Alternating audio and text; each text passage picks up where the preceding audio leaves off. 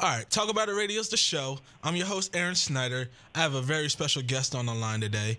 He is a spoken word poet. He is no other than Andre Wyze. What's going on, brother? How you? Not much, man. How about you today? I'm good, man. How you living? I'm doing good, man. Just out here at Lincoln University trying to get this legacy going, get this degree. That's all. I hear that, bro. What are you studying? I'm studying psychology at the moment, like clinical Psychology? psychology. Yep, clinical. Oh, okay. What's that about? Uh, It'll prepare me to be able to, assess people's certain issues that they may have. It will also enable me to be able to help them through the issues that they will have, whether it be family issues. And, me as an African American man, being around other African Americans, especially young black men, and to be studying psychology, it helps because, I get to know what a lot of our problems arise from, what we like, what we don't like, and we can go from there. I hear you on that. So, what year are you in? I'm in my last semester, so I'm done now. Actually, I went to school from 2008 to 2012, and I left because I was like 17 credits short, but I just wasn't feeling school at the moment, and then I decided to come back this past January, so I'm finishing up now. Well, congrats, brother. Keep working hard, man. Absolutely, I appreciate that. No problem. So I wanted to talk to you about what your craft is, which is poetry. Absolutely. Where'd that all start for you? I've been writing stories ever since I was little. I was the firstborn, so my brothers were babies. I spent a lot of time by myself, so I ended up writing stories and so forth. And then once I got to like middle school, and once boys get into middle school, we start getting into girls and stuff. I started realizing they like rhymes, they like poetry. And I was sitting next to this girl in the computer lab one day that I wanted to talk to, and she was like, "Write me a poem." And I had never written one before, so I wrote one. And me being, how it was when I was younger, I was writing a poem and I typed it into a poetry contest online.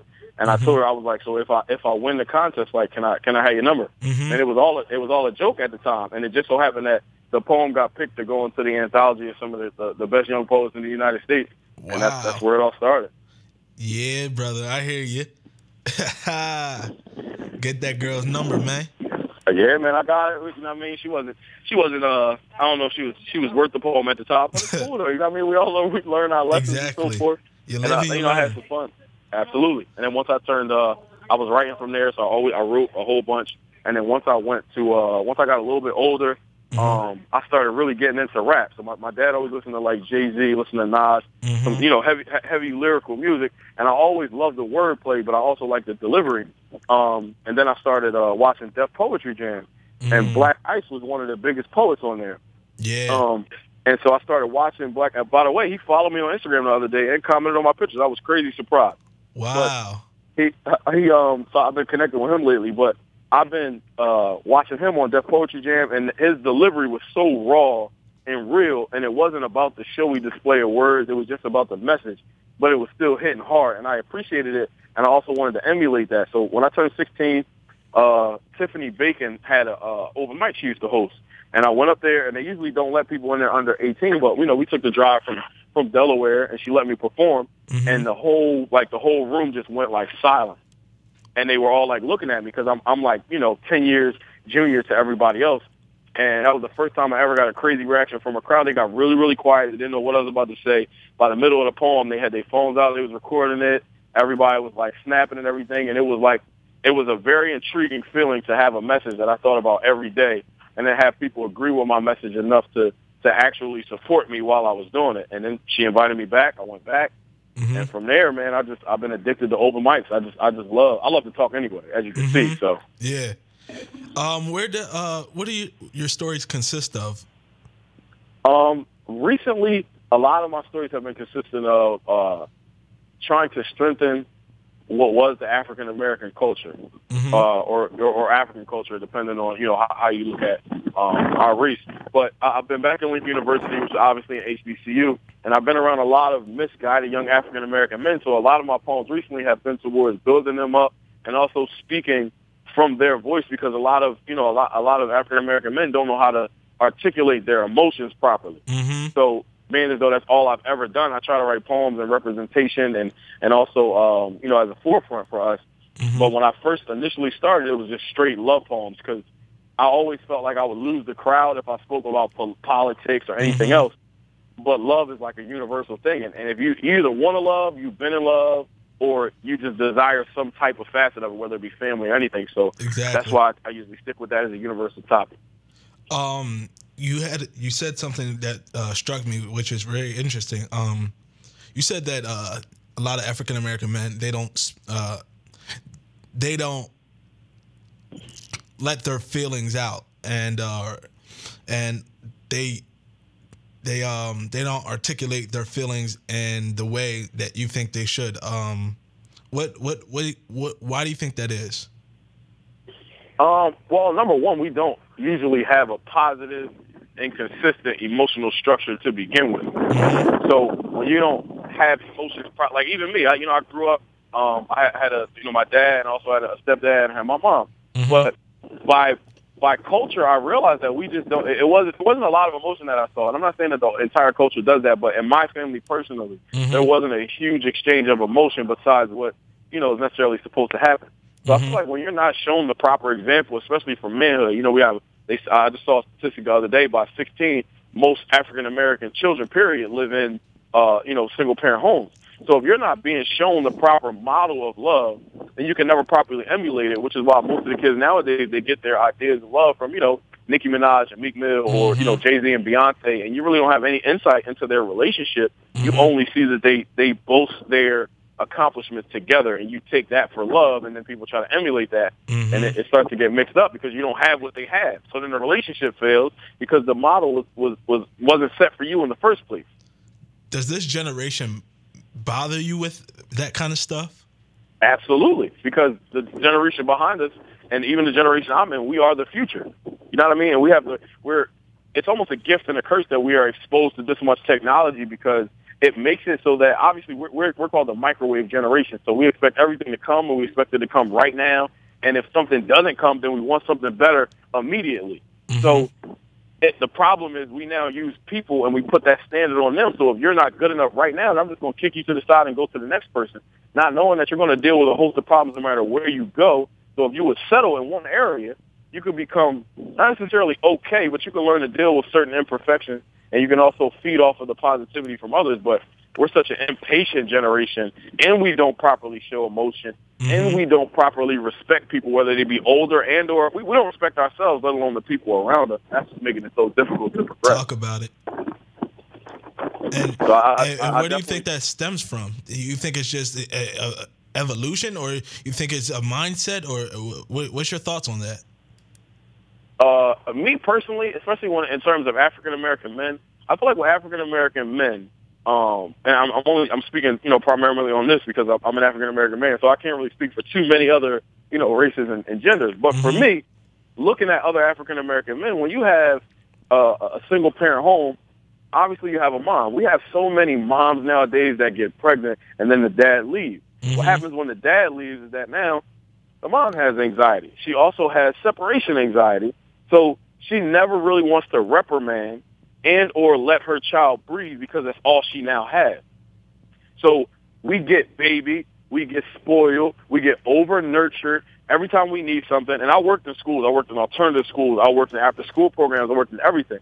And every young black man that I encounter, 90% of the time at least, expects everything to go their way, which stems from the mom giving you everything, whether you're hungry, whether you need the new J's, you get whatever you want, you get it on call. So when you go and you see a teacher, or you go and you see your girlfriend, and she don't cook when you want her to, she don't buy you sneaks when you want her to, you only force that model onto somebody else.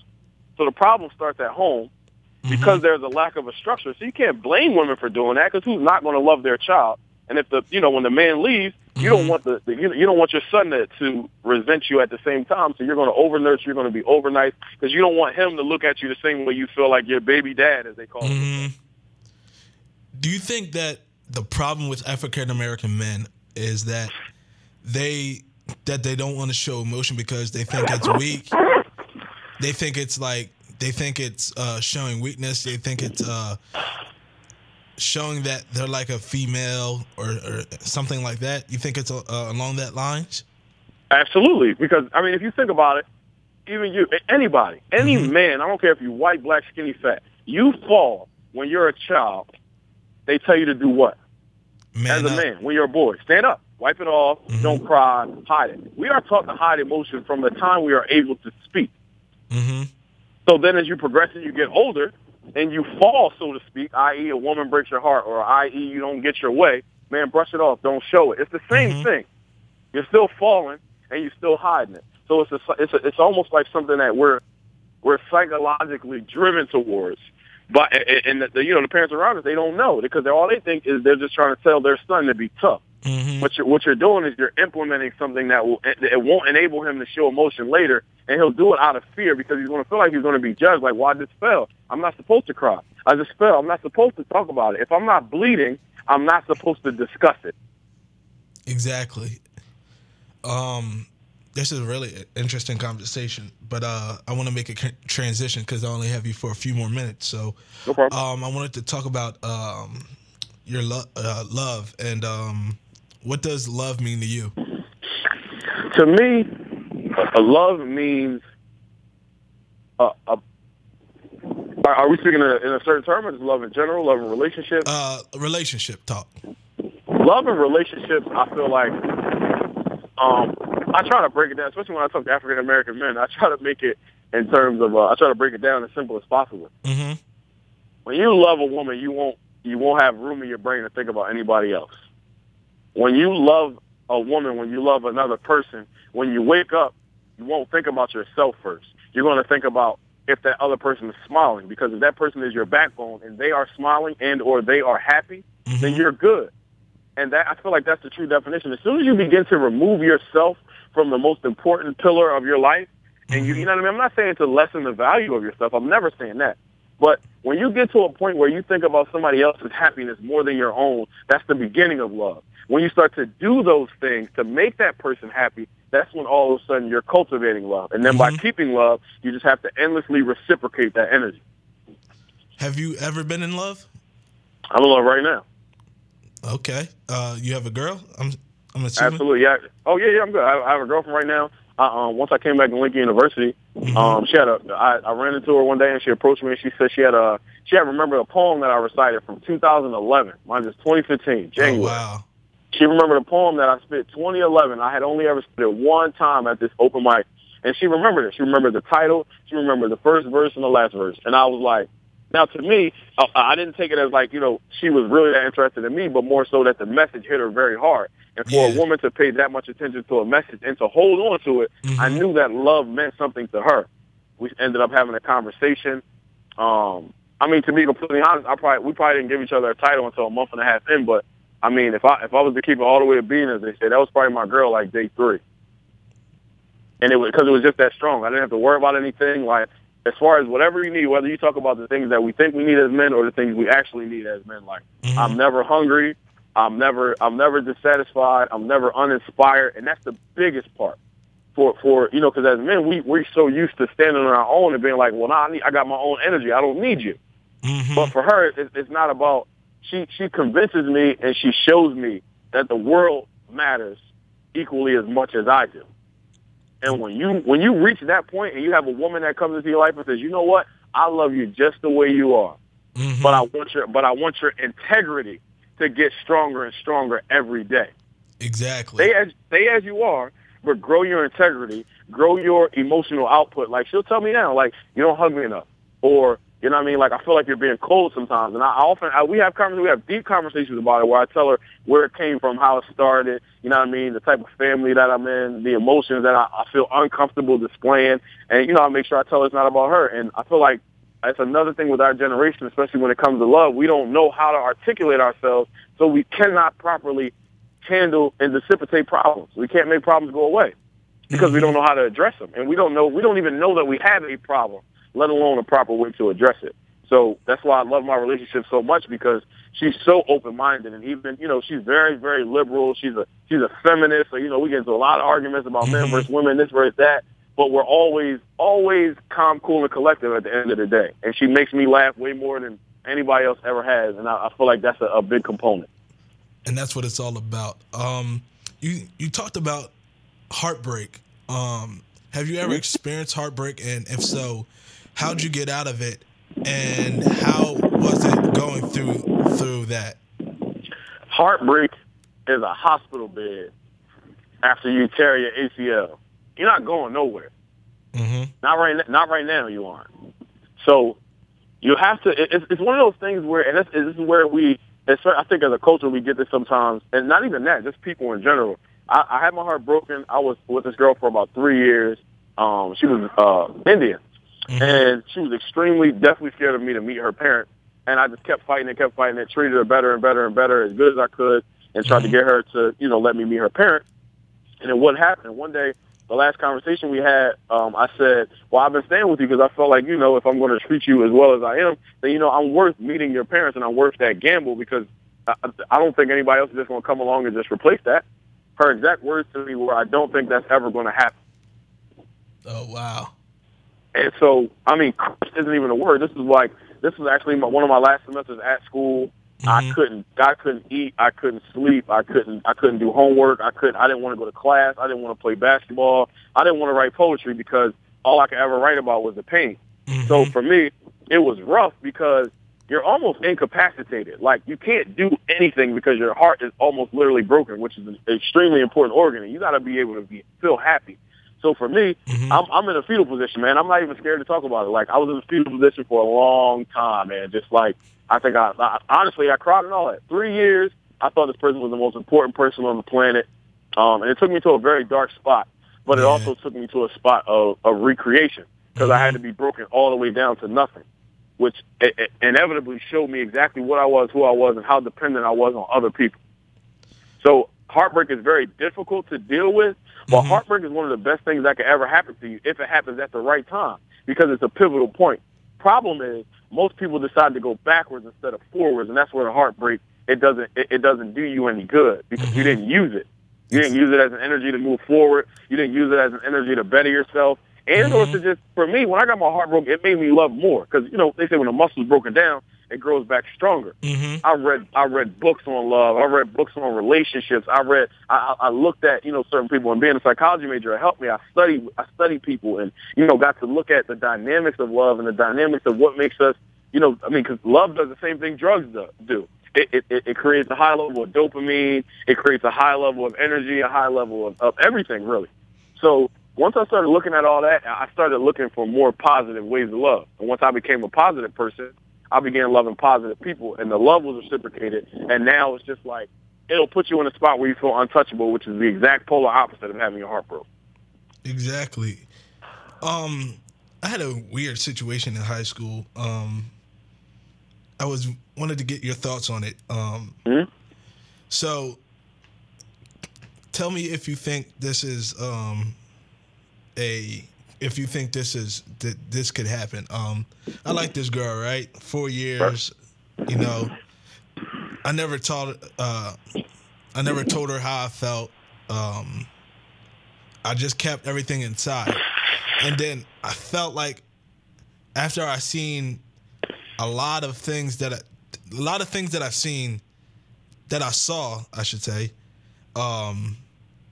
it's just like what I was looking for in a woman, and it just like it escalated to senior year, which I told her how it felt, and I felt at that time I was in love, and I was wondering, do you think can you love someone but not be with them ever?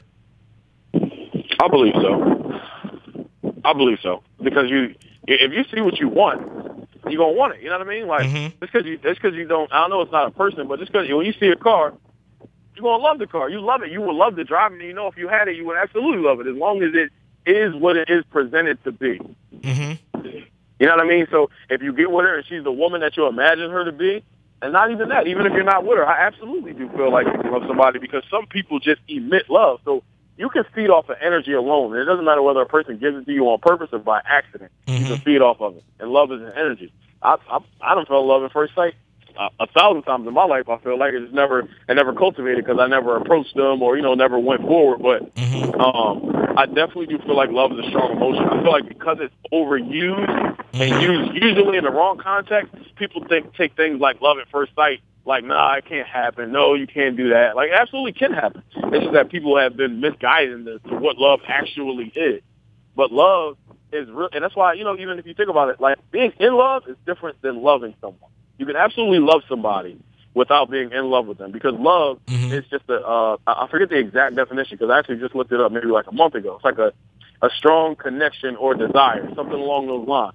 That's absolutely, you can love somebody. I could love a tree if I walk past it. You know what I mean? Like, and if I could absolutely love a person even more so by seeing what I want in a woman. You know what I mean? Whether it be you like good hair, or not necessarily good hair, but you like a certain style of hair. She got that style of hair. You like a girl eyebrows, edges, or whatever her appearance to be. She has it. You know what I mean? Like personality. She's friendly. She looks out for other people. You see her doing donations and food drives and so forth.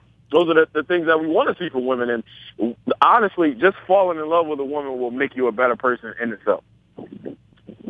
Exactly. So, a few more questions, and I'm gonna let you go. No problem. Are you familiar with the poet Rudy Francisco?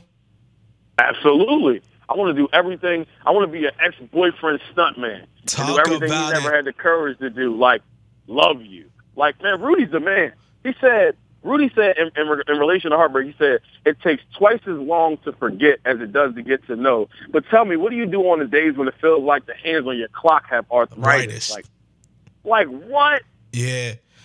Rudy's a man. I actually, when I had my heartbreak, when I was going through that situation, I listened to a lot of spoken word, and Rudy, the love poem, Rudy Francisco, Scars. He had so many good ones. You had Scars, teen movies, a lot like you, the love poem, like I said. What does Rudy Francisco do for you in terms of how do you compare? What are some similarities that you take from Rudy Francisco and apply it into your spoken word poems? Rudy uses a lot of analogies and alliteration. Like a lot. Like, you know what I mean? Like, even the hands on the clock have arthritis. Like, you can tell somebody that it's going to hurt the more time it takes. You know what I mean? It's going to hurt for a long time after a breakup. But if you say that hands on the clock have arthritis, like, that puts it on a whole nother perspective, a whole nother level. And you're like, damn, like, because you imagine a person with arthritis, and you're like, damn, that shit, it just looks painful. It just looks like it's unbearable. Now, you take that, and now all of a sudden the clock in your room has arthritis, because it literally does. If you're watching it and it's moving slow, it's not moving efficiently. Those are the type. It's the alliteration, and those are the things that I try to use within my poems. Like I said something yesterday. I just said, it seems like the more it looks like my skin is exposed to the bright sun, the less the world wants me to have a bright sun, because they feel like he's just going to be another one to walk down the street and become another statistic, just yet another sadistic African-American young black male. Like, so I try to take a lot of double words and use them. You know what I mean? Double entendres, not double entendres, triple entendres, like, and just like a lot of imagery. So, and even like in comparison, I said something one day. I said something in regards to, I was talking about young black men. And I said, I said helpless, and watch them glorify having multiple baby mothers. They cooking coke in their mama kitchen. I talked to a young boy the other day who started thinking about prison when I asked him what his favorite system was. And I was thinking maybe it's supposed to be an Xbox One, because he can talk to that and it'll follow his direction. And maybe that'll be the inception of a great man's mindset for him, because the world don't ever tell young black men that we could be great. So I try to take meanings that people already know, try to take things that they're already accustomed to, like an Xbox. Yes, you can talk to it, tell it to come on. And sometimes if you realize it, how many times do black men say things and the directions are followed? So imagine how much just having an Xbox in front of a young black man could actually, you know what I mean? Like, I asked him what his favorite system was, thinking it's going to be an Xbox One, because it's just, you know what I mean? It's more interactive, and he can talk to it, he can do this, he can do that. But, you know, he's thinking about jail as the system, because that's the system that 9 times out of 10 we're put into. Talk about it. So that's why I take a lot from Rudy, because he's not like super, super loud. He's not super aggressive. His words just hit, and he just uses it. And for me, I'm a very emotional person. I'm a Cancer, as they say, so I guess that means I'm emotional. So they say. So, but I use a lot of emotion in my poems. I write from an emotional place. So I end up, my voice gets raised on stage, or it might get a little grizzly on stage. So, I have my own little emotional twist on it. But looking at him, man, he's just I call him a goat of poetry, because he's just so efficient. And you can feel his words, even though he never raises his voice. Exactly. And if you don't get what he's talking about, you get the analogy he uses, and it brings it all home. Yeah, that's a gifted man right there. 2 more questions, and I'm gonna let you go. What type of places do you go to in Philadelphia where you do these spoken words? I'm not too familiar about the spoken word venues and outlets in Philadelphia. Can you tell me a couple venues that you go to? Absolutely. I'll go to Voices and Power is a big one. I believe it's every second or third Sunday of the month. It's on South Street. Right now it's at a place called Istanbul Lounge. Actually, April the 12th, they are having a 4-year anniversary show. It's open mic. They open the list up at 6:30. It's full by 6:55. There's a guy that hosted by the name of Lewis, a phenomenal poet, phenomenal host. So I go there whenever I can. There are a couple other venues. There's a place in Delaware I go to every once in a while. The Christina Cultural Arts Center.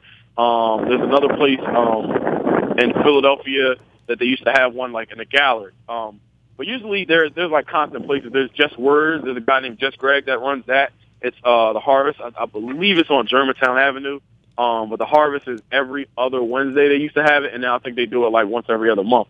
So I really go wherever I can. I'm trying to branch out. I was talking to a good friend of mine, Elijah, trying to go out to D.C., to Howard University, because I really want poetry to be a career. It's not something that I just do as a hobby. It's something I get a tremendous amount of joy from, and that, people often can relate to. So I want to help out people as much as I can. I don't even just mean African Americans. I mean people as a whole, because, if you can spread love, then you can get love. So I feel like poetry is my main mode of transportation for that. Exactly. Yeah, I want to shout out my man Elijah for putting me on and telling me about you and making this happen for us. Thank you, Elijah, for making this happen. This was a great conversation. One more question, man. I asked all my guests this. In about 10 years, where do you see yourself? In 10 years. And I see myself. And that can mean family, kids, anything that you see yourself doing. I want you to name. 10 years. 10 years, I see myself married with 2 children, owning about 2 or 3 businesses, and still going to open mics every single week. Still get, even now I'm starting to get gigs for poetry, but it's never really all about the money. It just helps because I got rent, but that's all. But I plan on, speaking around the world as a poet. I plan on helping out a tremendous amount of African-American young men to find their path. Like I said, married, 2 kids, nice, modest house, maybe about $350,000, something like 3-4 bedrooms, just so my kids can have room to run around. Just with a tight-knit family, and comfortable. You know what I mean? I don't need to be rich. I just want to be comfortable, and if my kids want something, I want to be able to get right up, go to the store and get it for them, as long as them grades is right. But I just want to change the world, and I'm not exactly sure how I want to do that yet, but I know I'm going to keep going. I'm going to stick with poetry for the most part, but that's definitely something that's a huge dream of mine. I want to be like the voice of deaf poetry. And that's a great way to do it, bro. I'm like I said, I'm happy for you, man. I'm excited to see you grow and see your work and see your message get out to the community and get out to these young men who frankly need guiding. Absolutely. I thank you so much for coming on and talk about it radio. Where can people find you at? You can find me on Instagram. Instagram's probably the best way to get to me. You can go on Instagram at WYZEWORDZ. That's Wise Words. You can find me on Facebook. That'll be Andre Wyze Davis. Wise spelled WYZE. I didn't tell you what it means, but my stage name is an acronym. It's Wyze, WYZE. It stands for With Youthful Zeal and Excellence, because that's how I always go out and perform. I'll be 80, crippled and crazy, and I'll still be spitting just the same way. So Instagram is the best way. You can go on Twitter at Wyze Poetry. And like I said, or Facebook, Andre Wyze Davis, Davis. Talk I about I post videos on there. I post the links to my YouTube videos. I'm working on getting a camera now so that I can post videos like once a month or like every other 2 weeks. So please feel free to follow. I put funny, inspirational, and poetry, and that's my whole thing. Thanks, bro. Thank you for coming on Talk About It Radio. I can go Absolutely. I can go on for hours, and I can actually talk to you for like another hour and a half. But I know I gotta let you go, bro. I appreciate it, man. I'm on my way to class. I made it 30 minutes late just so I could have this conversation, so I appreciate it. Appreciate you having me on the show. And I definitely wish you the best in all your endeavors, man. I want to make sure in order for me to get it, we all got to get it. So exactly, teamwork makes the dream work. Absolutely, man. So I definitely appreciate it. I wish you the best. All right, family. Thank you so much. No problem. Have a good one. Andre Wyze, everybody.